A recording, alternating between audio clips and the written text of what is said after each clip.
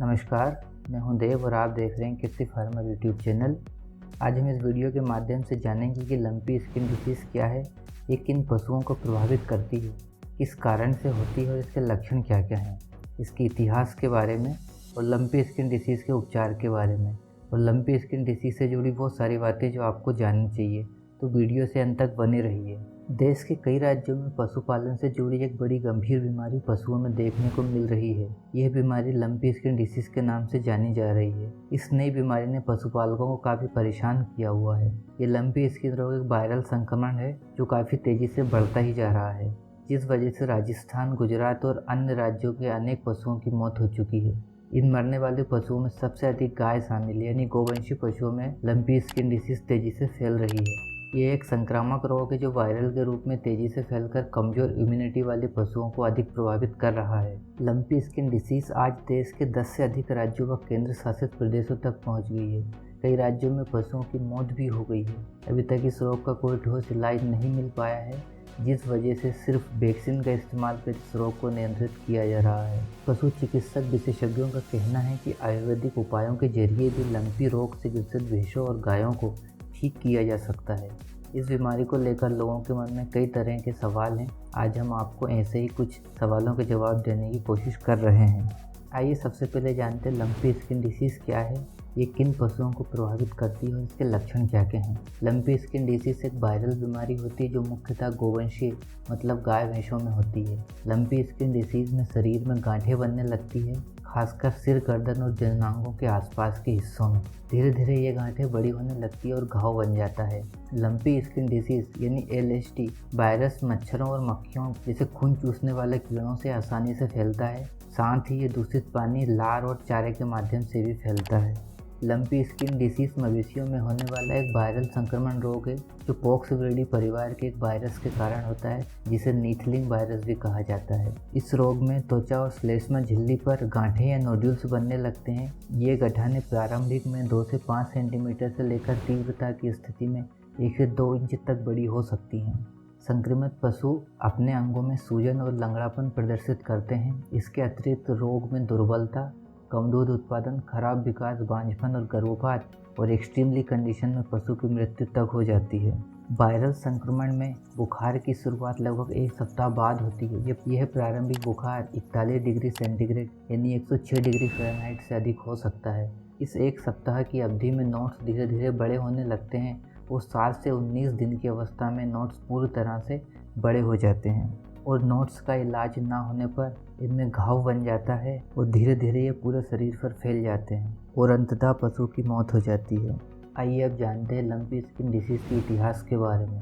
Lumpy skin disease रोग को पहली बार 1929 में जाम्बिया में एक महामारी के रूप में देखा गया था। प्रारंभ में वहाँ ऐसी मान्यता थी कि ये किसी कीड़े के काटने के हाइपर सेंसिटिविटी का परिणाम है। बोत्सवाना, जिम्बाब्वे और दक्षिण अफ्रीका में 1943 से 1945 के बीच अतिरिक्त मामले सामने आए और 1949 में दक्षिण अफ्रीका में एक पेंजोइटिक यानी एक विशेष क्षेत्र में बहुत अधिक गति से संक्रमण होने के कारण लगभग 8 मिलियन मवेशी प्रभावित हुए और लंपी स्किन डिसीज़ 1950 से 1980 के दशक के बीच पूरे अफ्रीका में फैल गई, जिससे केन्या, सूडान, तंजानिया, सोमालिया और कैमरून में मवेशी प्रभावित हुए। 1989 में इजराइल में लंपी स्किन डिसीज़ देखी गई थी। अफ्रीका महाद्वीप से बाहर पहला केस था। प्रारंभ में ये माना गया था कि विशेष प्रकार की हवा द्वारा इस वायरस को दक्षिण अफ्रीका से इजराइल तक लाया गया है। पिछले 1 दशक के दौरान मध्य पूर्वी, यूरोपीय और पश्चिम एशियाई देशों में लंपी स्किन डिसीज़ की घटनाओं की सूचना मिल रही है। आइए अब जानते हैं कि भारत में लंपी स्किन डिसीज़ का मामला कब देखा गया है और इसकी उत्पत्ति कहां से हुई। पिछले कुछ सालों से ये बीमारी कई देशों के पशुओं में फैल गई। साल 2015 में तुर्की और ग्रीस में और 2016 में रूस जैसे देशों में इसने तबाही मचाई। जुलाई 2019 में इसे बांग्लादेश में पहली बार देखा गया, जहां से ये कई एशियाई देशों में फैल रहा है। भारत में सबसे पहले लंपी स्किन डिसीज़ वायरल संक्रमण साल 2019 में पश्चिम बंगाल में देखा गया था, जो कि 2021 तक 15 से अधिक राज्यों में फैल गया। अभी तक इस बीमारी को गुजरात, राजस्थान, पंजाब, हरियाणा, जम्मू कश्मीर, उत्तराखंड, मध्य प्रदेश, उत्तर प्रदेश सहित अंडमान निकोबार जैसे प्रदेशों और केंद्र शासित प्रदेशों में दिखा गया है, जहां पर हजारों की संख्या में पशुओं की मौत हो चुकी है। अगर आंकड़ों की बात करें तो जुलाई 2022 में ही भारत के गुजरात राज्य के 33 में से 14 जिलों में इसका प्रकोप बहुत तीव्र गति से फैल गया और 25 जुलाई तक 37,000 से अधिक मामले सामने आए और मवेशियों में 2,000 से अधिक पशुओं की मौत हो चुकी थी। 1 अगस्त 2022 तक राजस्थान में 25,000 से अधिक मामले सामने आए और लगभग 5,000 से अधिक गोवंशीय पशुओं की मौत हो चुकी है। आइए अब जानते हैं लंपी स्किन डिसीज़ के उपचार की कुछ परंपरागत विधि यानी ट्रेडिशनल मेथड्स को। लंपी स्किन डिसीज़ के उपचार में अपनाई जाने वाली परंपरागत विधियों में 2 तरह की विधि उपयोग की जाती है। उपचार की पहली विधि में 10 ग्राम काली मिर्च, 10 पान के पत्ते और 10 ग्राम नमक और गुड़ की आवश्यकता होती है। इस सामग्री को पीसकर पेस्ट बना लेते हैं और उसमें ज़रूरत के अनुसार गुड़ मिलाकर इस मिश्रण को थोड़ी थोड़ी अवस्था में पशुओं को खिलाते रहते हैं। पहले दिन में प्रत्येक 3 घंटे में एक खुराक दे सकते हैं और दूसरे दिन से लेकर दूसरे सप्ताह तक 3 खुराक प्रतिदिन देना चाहिए। उपचार की दूसरी विधि में घावों पर लगाए जाने वाले मिश्रण को तैयार किया जाता है, जिसमें 10 कली लहसुन की, 1 मुट्ठी मेहंदी के पत्ते जो जनरली जंगली प्लांट होता है और कहीं भी इजीली मिल जाता है, 1 मुट्ठी नीम के पत्ते, 20 ग्राम हल्दी पाउडर और 1 मुट्ठी तुलसी के पत्तों की आवश्यकता होती है। उपरोक्त बताए गए सभी सामग्री को आपस में पीसकर पेस्ट तैयार कर लेते हैं। बाद में उसमें तिल या नारियल के तेल को डालकर उबाल लेते हैं और फिर ठंडा कर लेते हैं। इसके बाद में इस मिश्रण को गोवंशीय पशुओं पर घावों पर लगा दिया जाता है। आइए अब जानते हैं कि क्या लंपी स्किन डिसीज से प्रभावित गाय अथवा भैंस के दूध का सेवन करना सुरक्षित है। वैसे तो अभी तक लंपी स्किन डिसीज से ग्रस्त पशुओं से इंसानों में बीमारी फैलने का कोई मामला सामने नहीं आया है, लेकिन फिर भी पशु चिकित्सक सावधानी बरतने की सलाह दे रहे हैं।